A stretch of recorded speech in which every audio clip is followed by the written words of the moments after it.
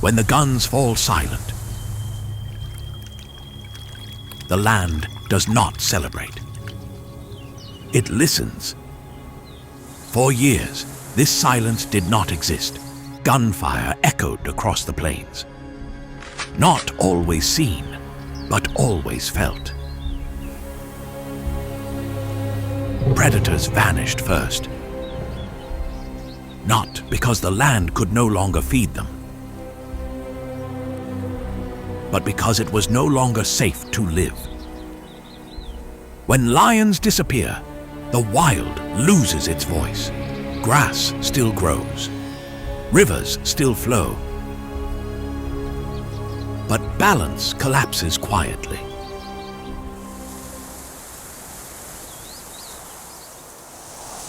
Then the noise stops. Not because nature is saved, but because pressure is finally removed. Slowly, the land exhales. Hooves return to old paths. Herds gather where fear once ruled. And when prey comes back, predators remember. This is not a story of humans fixing nature. It is a story of what happens when humans stop breaking it. Because when wildlife is no longer hunted, nature does not need instruction. It needs space. It needs time.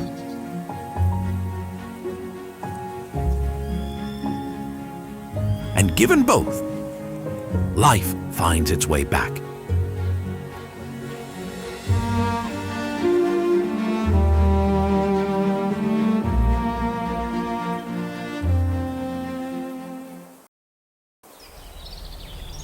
Some landscapes do not die from drought.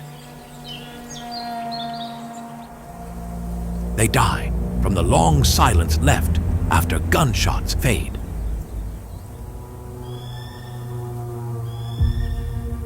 For years, this land was once the territory of Africa's greatest predators.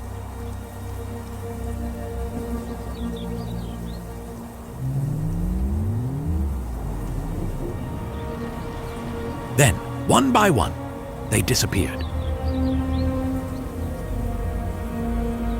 Not because food was scarce, but because pressure from humans never relented.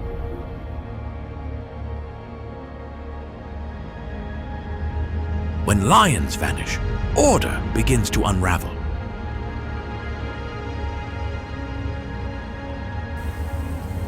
Herbivores change their movements. The rhythm of the ecosystem is broken.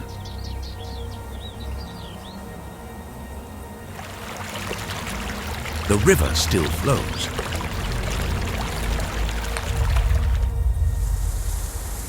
Grass still grows.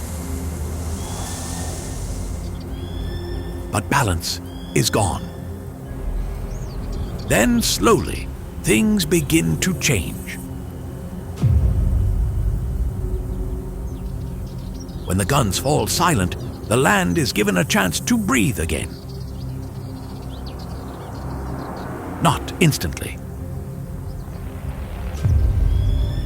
Not dramatically.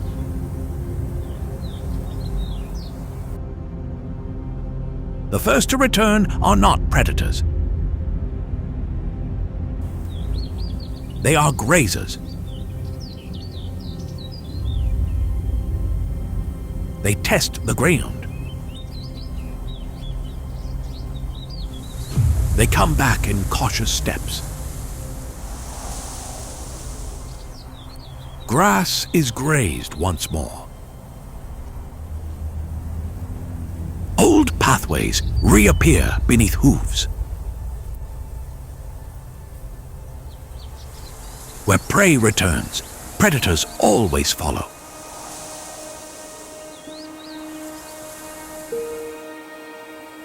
Here, the return of lions does not begin with a large pride.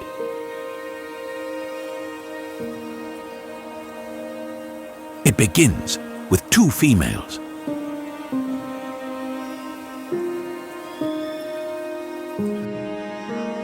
One has survived the harshest years.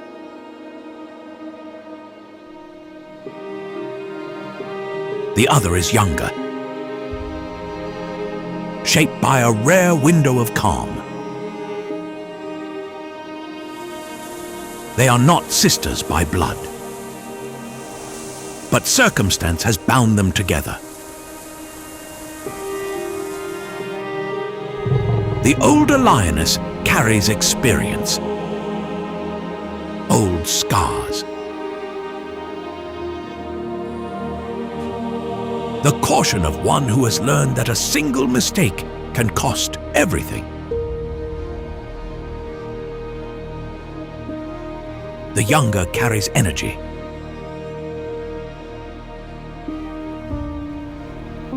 the impatience of youth.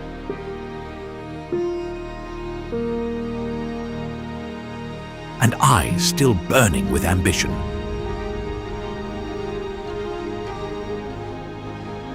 Between them, a quiet alliance forms. In the world of lions, alliances like this are the beginning of all things. They do not know they are standing at the edge of a new chapter for this land.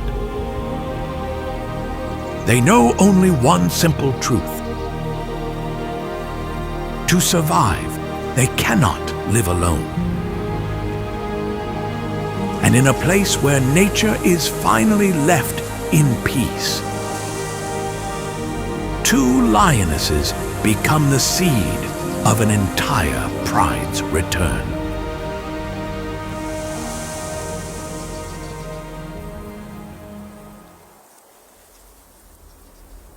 The return of lions does not happen in silence. It spreads through scent, through footprints, through distant roars that carry across the night. As the land slowly fills with life again, wandering male lions begin to take notice. They trace the edges of former territories. Here, no voice has yet claimed ownership. No roar is strong enough to declare rule. And that emptiness does not last long.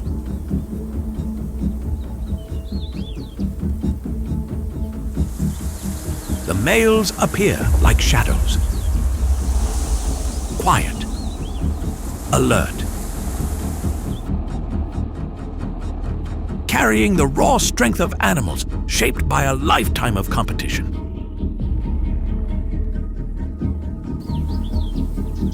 The two lionesses watch from a distance. They do not rush. They do not provoke. They know the arrival of males can change everything. It can open a future or end it. In the wild, recovery is never simple. Days pass in a careful exchange of signals. Distances are kept. Close enough to acknowledge.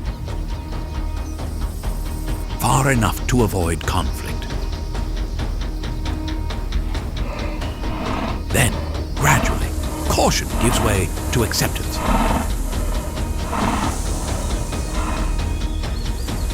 The first bonds are formed. There is no romance here. Only instinct and timing. Life begins to take root, not with a roar, but with shared presence. Months later, the signs of change become unmistakable. One of the lionesses begins to separate from the group. She seeks thicker cover. Places where tall grass hides movement. There, among trees and brush, new lives are born. They are small, blind, completely dependent. The cubs are the clearest proof that this land is healing. Not on paper, but in breath and heartbeat. The mother does not leave them, even for a moment. Her body becomes a shield. Her breathing the first sound they know. In those early weeks, the cub's world is small and dark.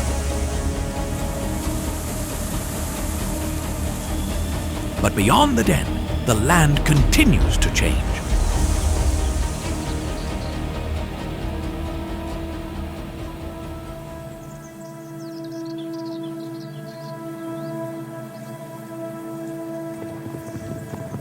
Zebra. Herds of grazers return in antelope.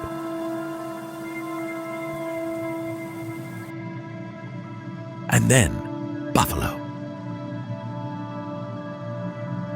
Buffalo signals strong recovery. But they also warn of what lies ahead. A full-grown buffalo can weigh 10 times more than a lion. They do not panic easily. They stand their ground.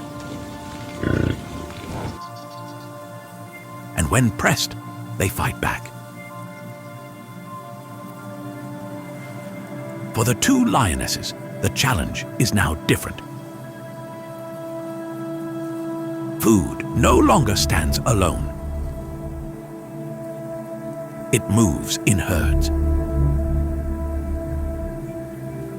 Organized and ready to defend itself. Meanwhile, the cubs grow quickly. They open their eyes. They begin to play.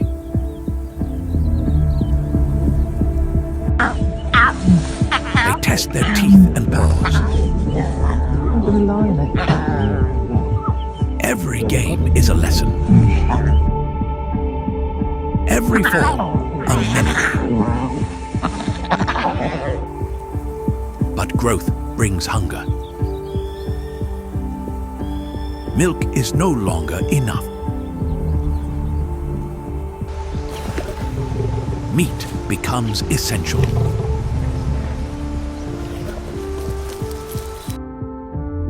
The lionesses face a truth they cannot avoid. To raise the cubs, they must hunt larger prey. And to hunt it, the pride must move. Buffalo do not stay in one place. They follow seasons. They follow water and their path leads toward the river.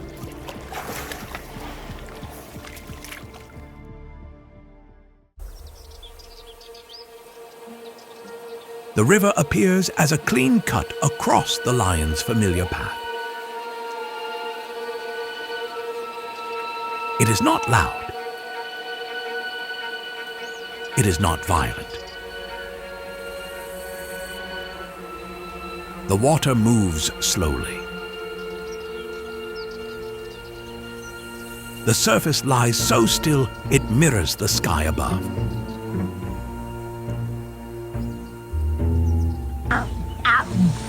To the cubs, it is only an unfamiliar gap. Something new.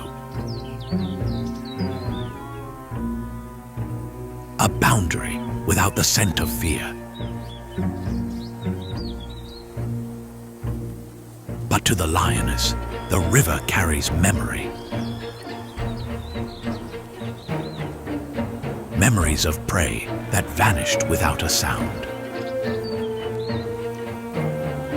Memories of hunters that do not need to chase. She stops at the water's edge.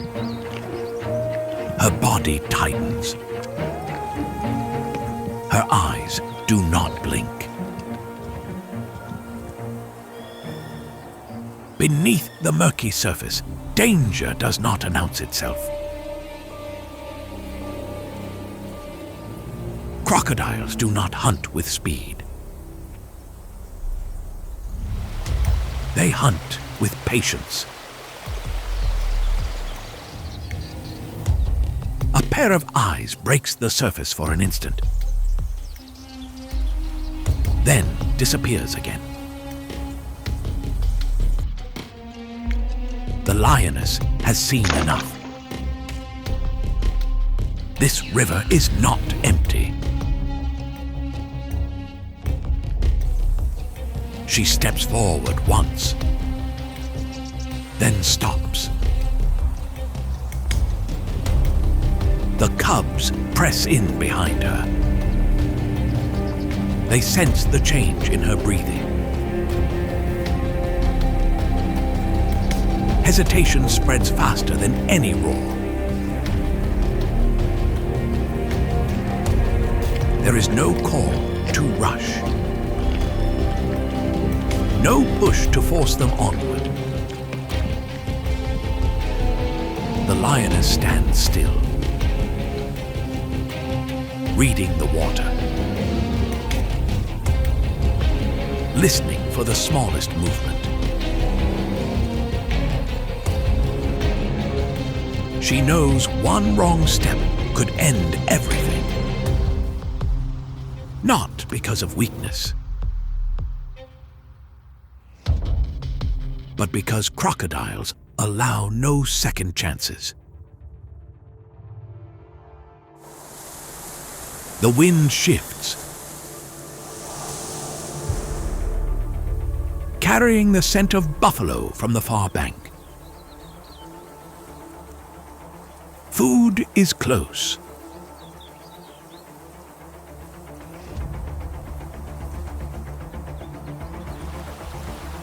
But the path to it is not.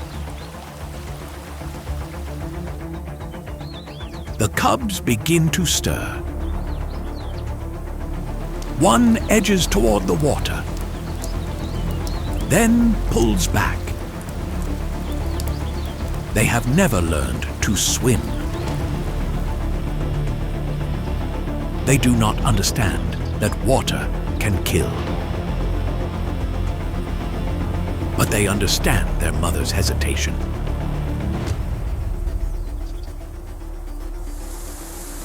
The lioness lowers her head, breathes deeply. She does not roar. She does not show uncertainty. Instead, she turns away. Not to abandon the crossing, but to change the approach. The pride moves along the riverbank. Slowly. Carefully. The lioness leads. Her ears rotate constantly. Her eyes scan water and grass alike. She is searching for something specific.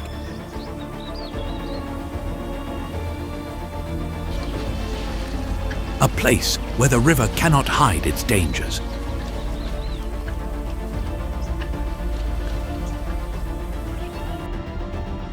Downstream, the river begins to change. The current slows. The bottom becomes visible beneath shallow water. Rocks emerge. Sand shows through.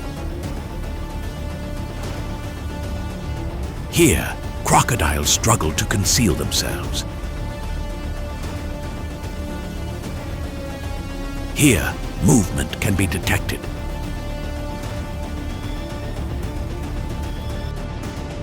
The lioness stops, assesses once more.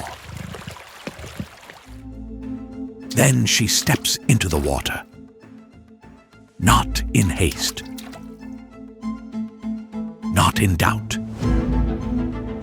The water reaches only her belly, low enough to feel the riverbed beneath her paws.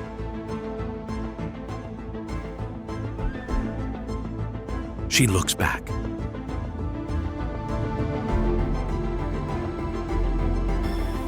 The cubs cluster together, watching every step she takes. One cub enters first, then another. There is no panic, no frantic cries. Small paws touch stone and sand. Slowly, deliberately. The current curls around their legs, but it is not strong enough to pull them away. The lioness stands midstream, alert, never taking her eyes off the cubs. Only when the last cub reaches the far bank does she move again. The pride pauses for a moment. Wet, tired, but alive. The river remains behind them. Along with the eyes that never blink.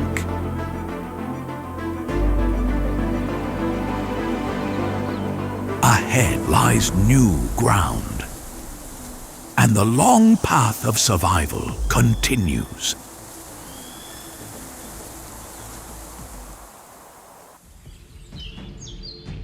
Morning arrives gently.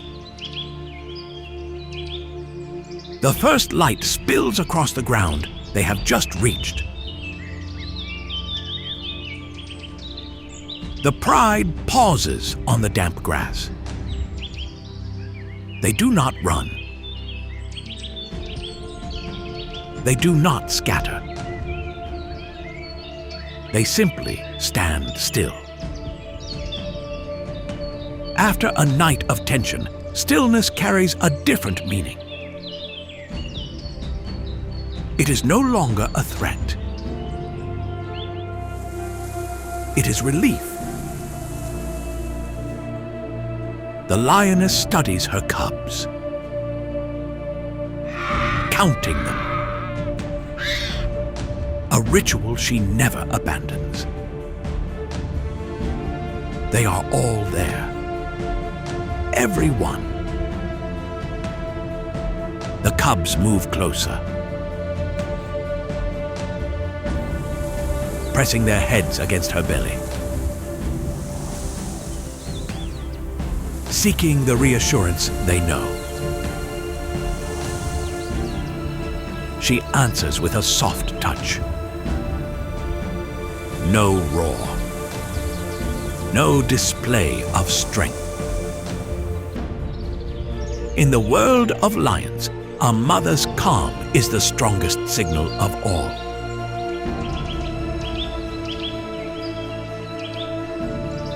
The river has taught the cubs their first lesson in survival. Not every challenge is met with force. Not every boundary is crossed with speed. Sometimes survival comes from waiting, from watching, from knowing when to change direction. The cubs begin to play again.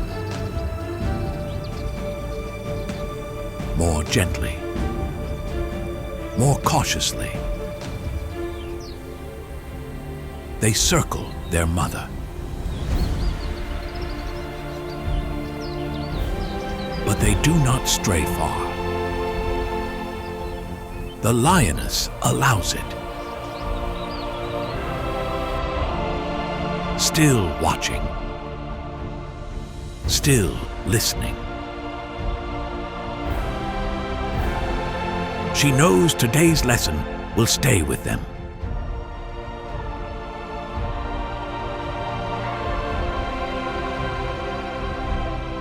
In future hunts, in future confrontations,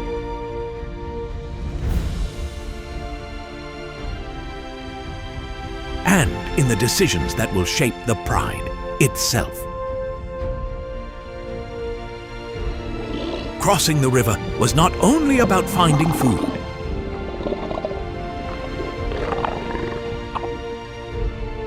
It was the first step from a fragile group of survivors.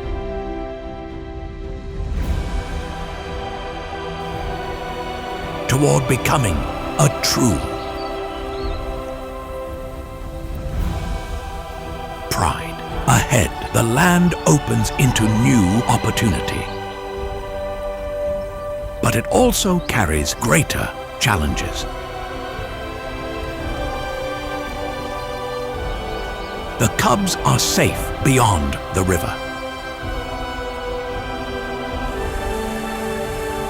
But their journey into adulthood has only just begun.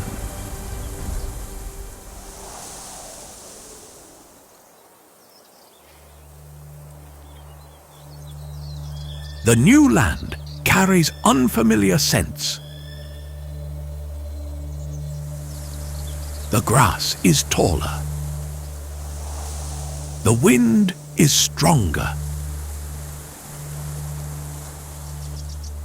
And the prey is more alert. The cubs grow quickly. Their strides lengthen. Their movements become sharper. What once looked like play begins to change shape. At first, it is nothing more than harmless chasing. One cub pounces on another's tail.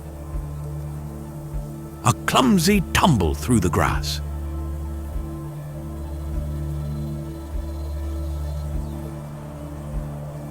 The lioness watches closely. She does not intervene. She does not correct them. Nature is the strictest teacher of all. Slowly, the games gain structure. One cub begins to circle wide. Another drops low into the grass.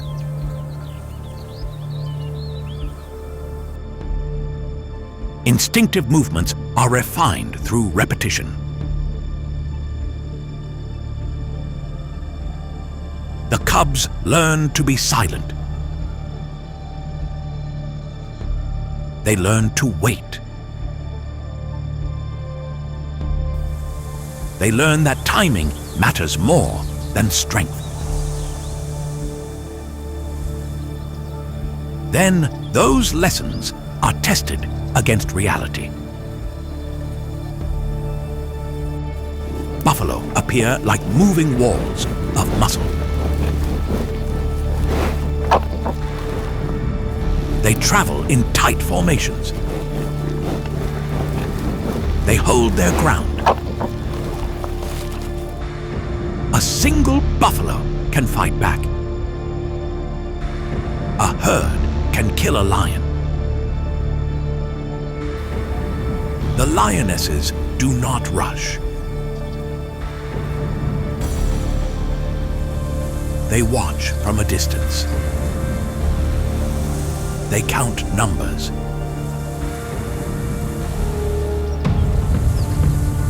They read the wind.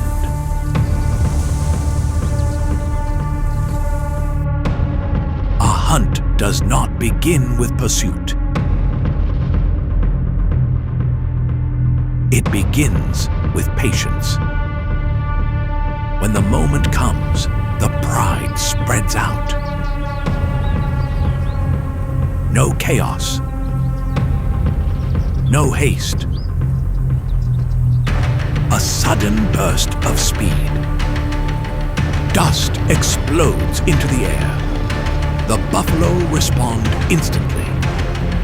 They turn. They form a wall of horns. The hunt ends as quickly as it begins. There is no victory. The lions fall back. Not discouraged. Not defeated. Failure is also a lesson. Next time, they try differently. They choose weaker individuals. They use terrain to their advantage. Not every hunt succeeds. But with each attempt, the pride learns its limits.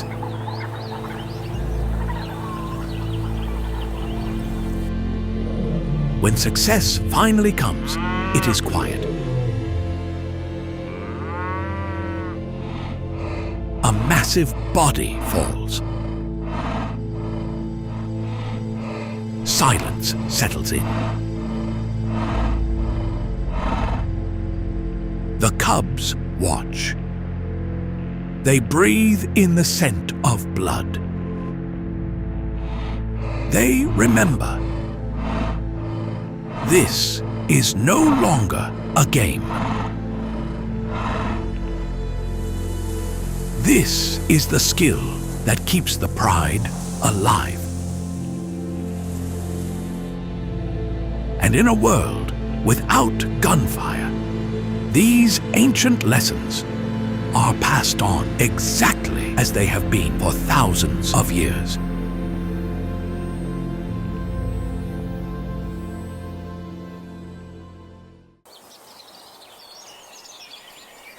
Recovery is never completely peaceful.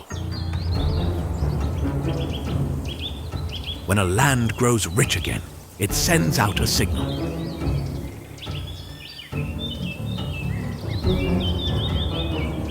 Not only to those who have returned,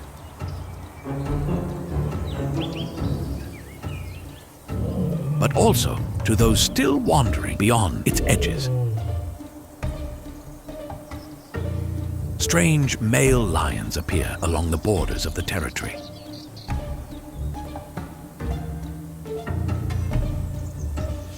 At first, only their scent. Then, their tracks. Then distant roars carried on the wind. The pride stops. Ears rise. Bodies tense. The two lionesses understand what this means.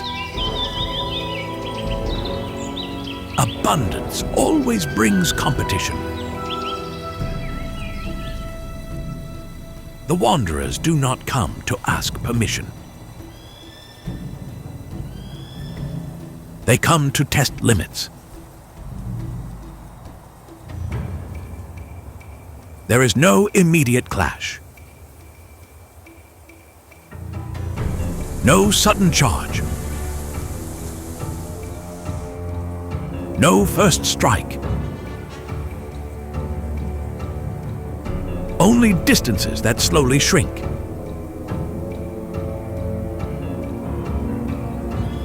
Stares that linger longer than before. Low, heavy roars meant as warnings.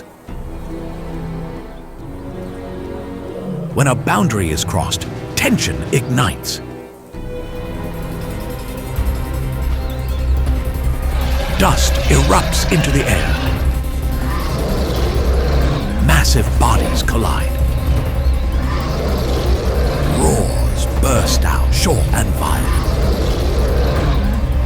Not to kill, but to drive away. The confrontation ends as quickly as it begins. The intruders retreat, carrying wounds and the memory of a pride ready to defend its ground. The pride does not pursue. They stop when the boundary is restored.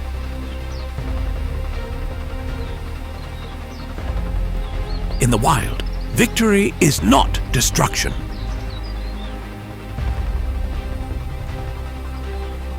It is holding your place.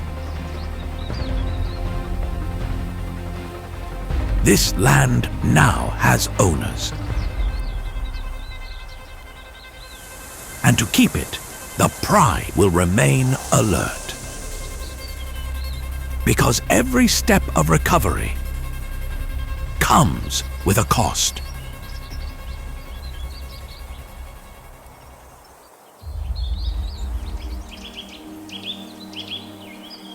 Time keeps moving forward, and with it, the cubs begin to change. Bodies that were once small grow tall and strong. Muscles harden. Eyes lose the softness of youth. For the pride, this is a sign of success. Young males start to test themselves.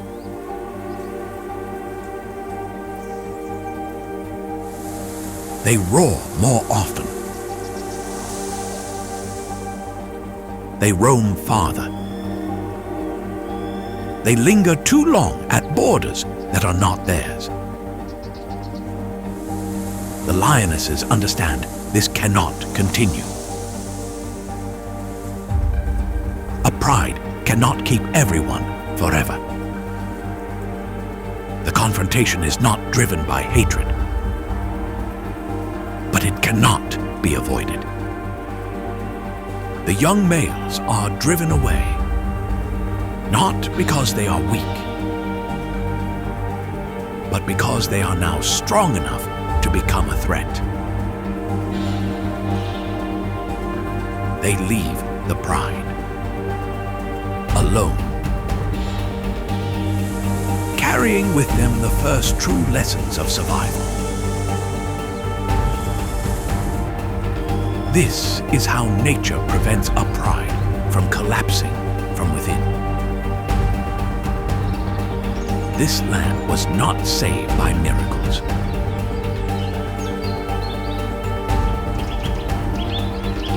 It was saved by the absence of violence. When hunting pressure fades, predators return.